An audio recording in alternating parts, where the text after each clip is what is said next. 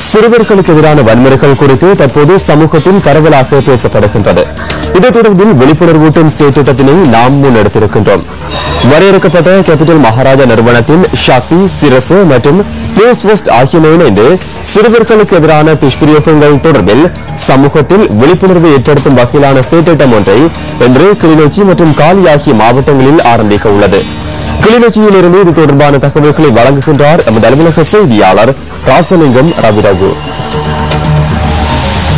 நாட்டின் பல்வேறு சந்தர்ப்பங்களில் பல்வேறு சிக்கல் நிலை ஏற்படுகின்ற போதெல்லாம் அதற்கான தீர்வுகளை நோக்கி முன்னகரும் நியூஸ் ஃபர்ஸ்ட் மற்றும் ஒரு சமூக பணியை இன்று ஆரம்பிக்கின்றது. தற்போது பாரிய சர்ச்சையை ஏற்படுத்தியுள்ள சிறுவர் துஷ்பிரயோகங்கள் மற்றும் சிறுவர்களுக்கு எதிரான அநீதிகள் தொடர்பில் பொதுமக்களை தெளிவூட்டும் பாரிய முயற்சி ஒன்று இன்று ஆரம்பமாகின்றது.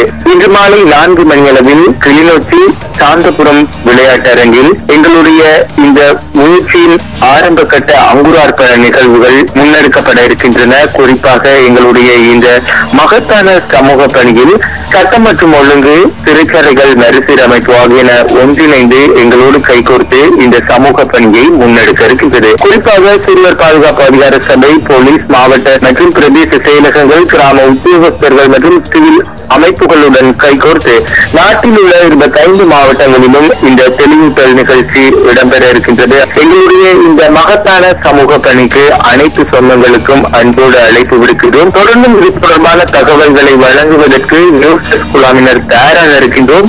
நியூஸ் செய்திகளுக்காக கிளிநொச்சியில் இருந்து ராசலிங்கம் ரவிரகு.